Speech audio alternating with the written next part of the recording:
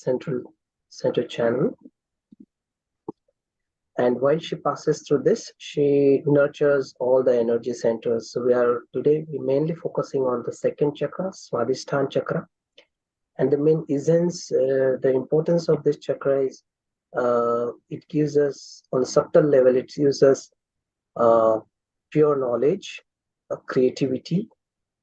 And the person who is having this chakra in good condition is become very much dynamic and creative person. On physical level, this chakra also, enlight. If you see this right channel, Sushumna, which comes over here, so it's also nurture our brain. It gives energy to our brain. And also on physical level, we have our metabolism of organs in our stomach, like liver, pancreas, and so on. So it also gives energy to those organs.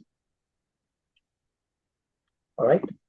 So let's start our meditation by taking bandhan, raising our kundalini and take the bandhans.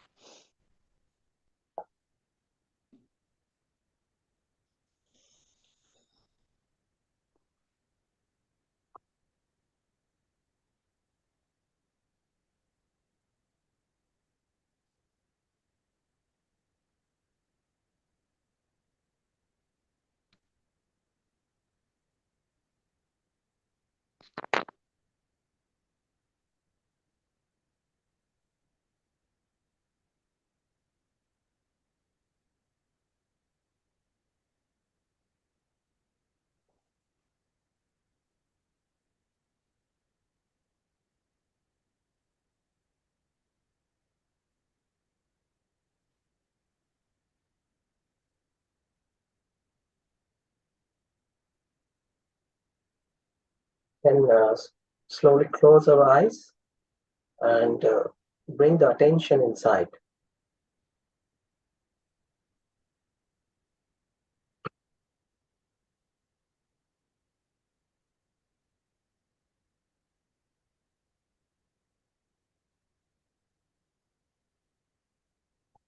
Since it's a start of the day, we might not have many thoughts, but still, let's try to be in thoughtlessly aware condition.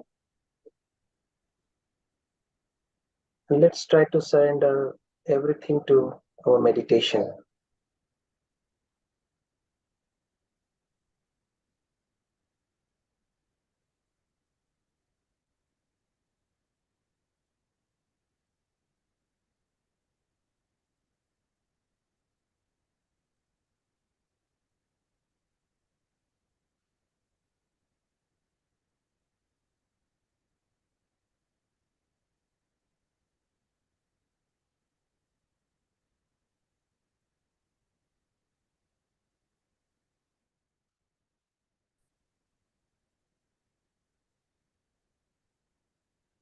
We can also bring our balance from our past and the future by doing the balancing technique.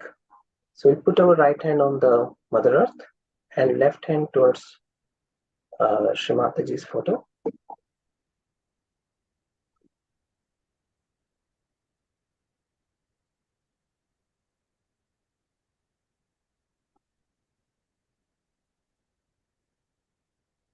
Let's pray inside. Oh Mother Kundalini, please enlighten our left channel.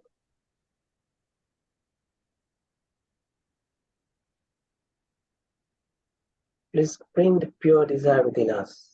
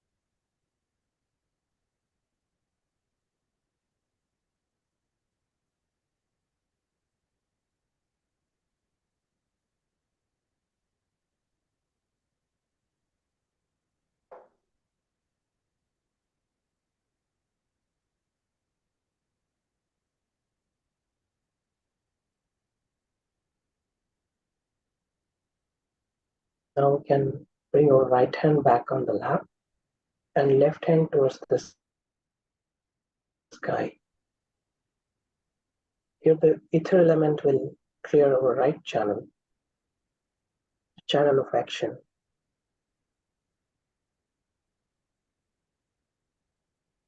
And we humbly pray within inside, O Mother Kundalini, please enlighten our right channel. We surrender all our actions, all our futuristic planning.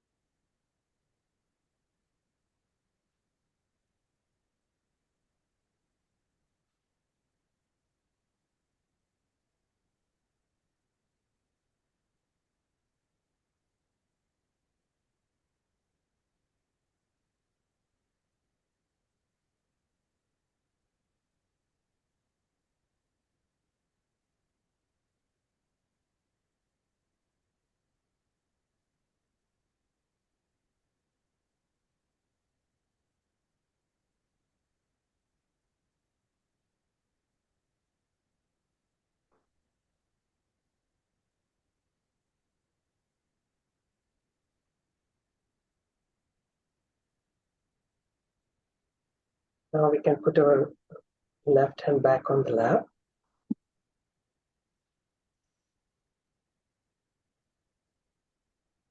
We try to work with our attention. So first, we put our attention on the first energy center,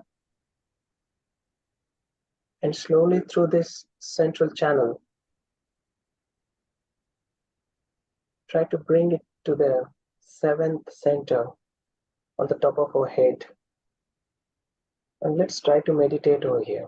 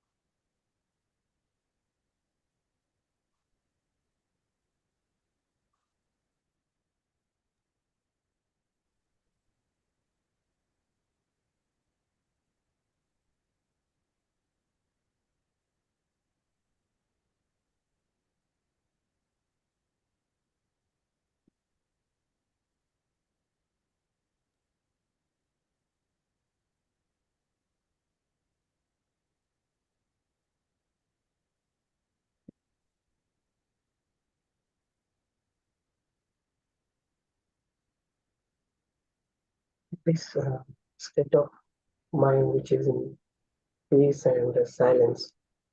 We'll watch the video of Shamataji.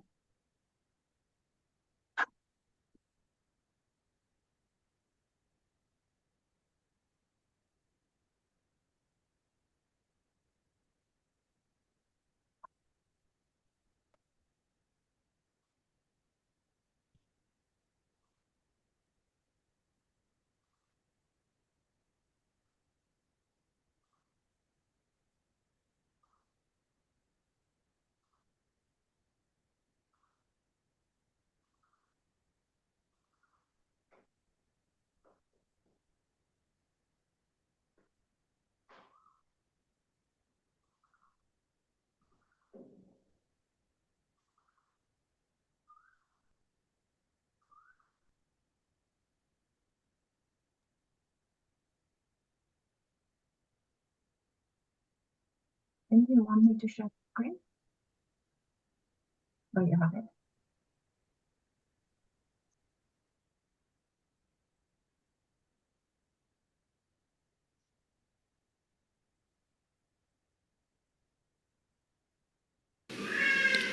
I bow to all the seekers of truth.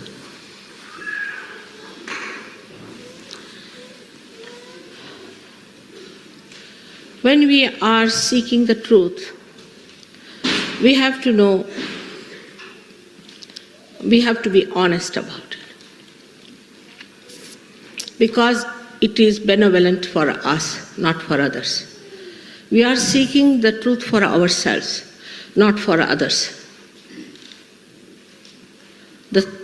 Another thing we have to remember, very humbly, that truth is what it is. We cannot change it. We cannot organize it. We cannot maneuver it. It is what has been and will be. And what is the truth? The truth is that you are the spirit. You are not this body. You are not this mind. You are not this ego. And you are not this conditioning. You are the spirit. But so far, you have been a human being. But to be a human being itself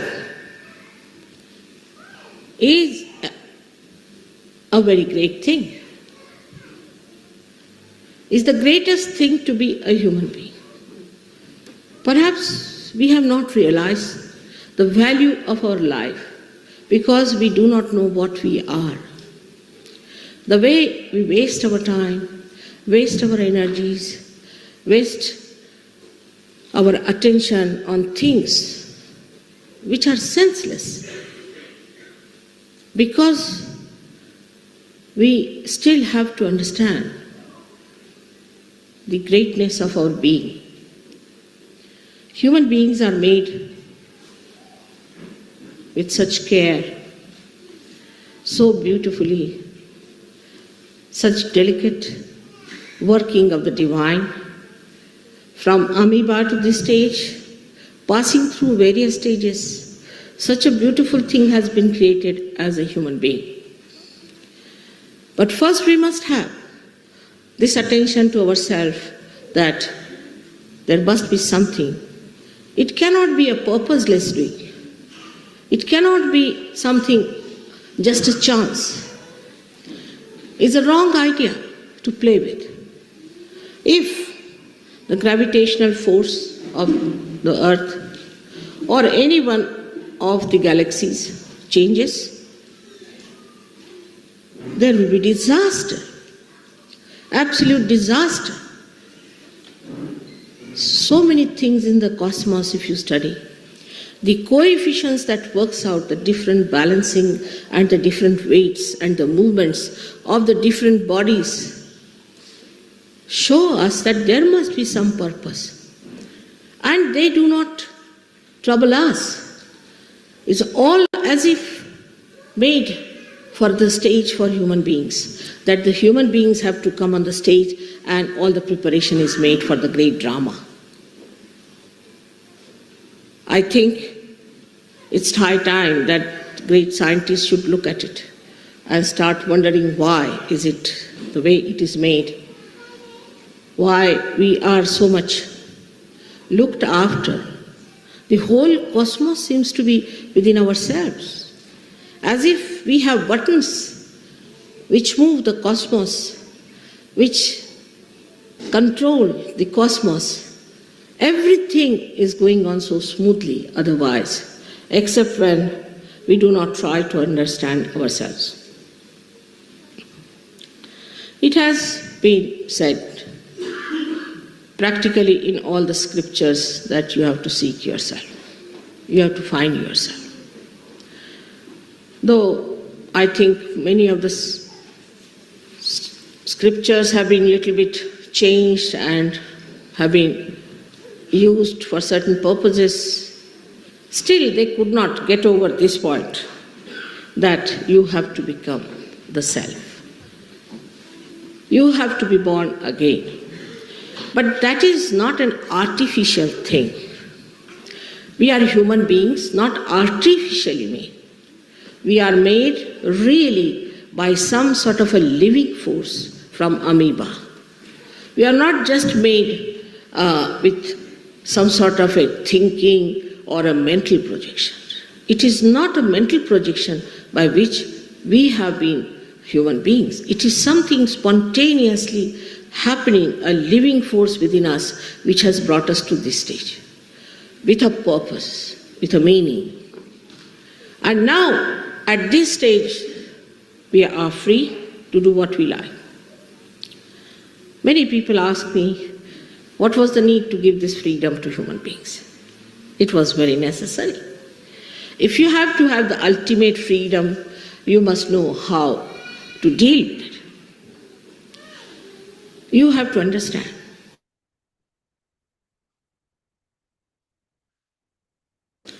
And we have to understand that this trial and error business has made us understand. Also, those who have not understood must understand that there must be a wiser, a surer way to achieve that goal of self-realization, of self-knowledge. Self-knowledge we do not have, we must admit very humbly. We have had no system by which we could know ourselves. But think of a computer that is a human being is. As soon as you see me, you know I am there. You don't have to go for programming. You don't have to consult anything. You don't have to use any kind of computer or some sort of a complicated machinery. Automatically, spontaneously, in a split of a second, you know that I'm standing before you and talking to you.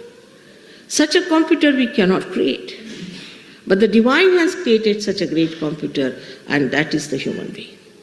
And this human being is the only one who is going to achieve that higher state which we call as the spiritual state of the self. Because in the science, they deal with the tree, I should say the outside. But they cannot go into the roots. To go into the roots, you have to become a subtler being. Unless and until you become a subtler being, you cannot go into your roots to find out what are your roots are. And that is what is self-realization. When you become subtler, then only you can go into your being and can find out what actually you are. Also, to look after a tree which has not known its roots is a very difficult thing. What happens is that when you do not know your roots and you start growing and growing and growing, you go very deep down into that where you find that you have lost your way. Actually, you are not going deeper. You are spreading outside more and more. And then once you start going to extremes because of your freedom, you lose your way. That's how today everybody is saying a shock is going to come. We are all going to face a shock. This is going to happen, that is going to happen. But actually it is absolutely in your hands because the whole of the cosmos is within you. The cosmos is working under your control, complete. It is absolutely looking after you. Every element is looking after you to preserve you, to guide you, to take you to the right thinking. But in your freedom, you have to achieve that.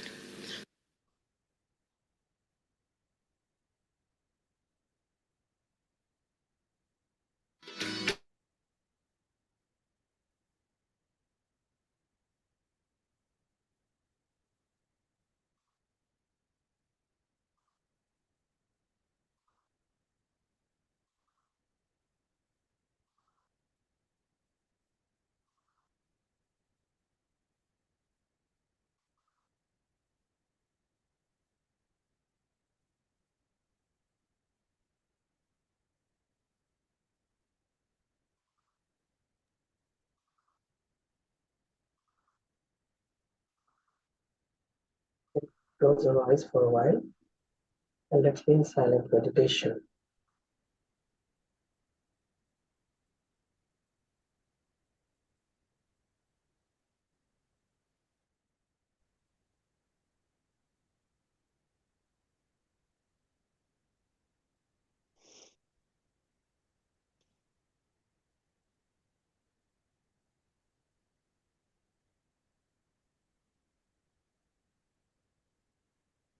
Like to feel if we can feel that energy on our hands in the form of cool breeze or hot breeze.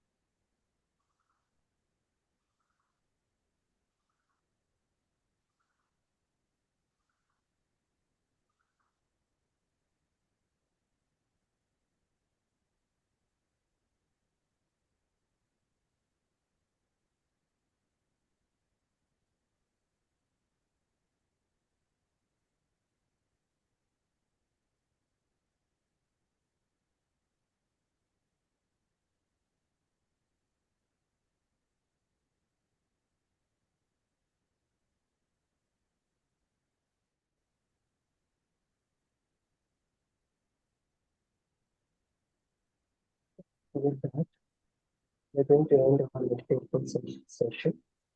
So let's go around to the Kundalini and raise our Kundalini and take it.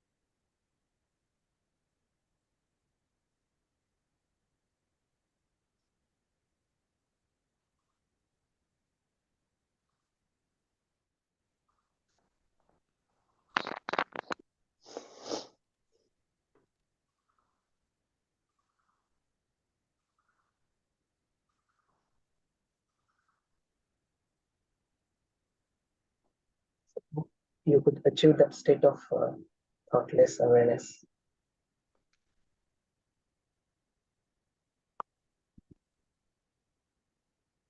Thank you.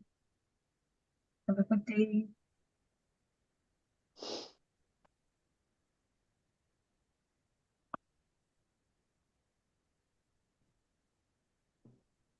Thank you, everybody. Thank you. Thank you. Have a wonderful day.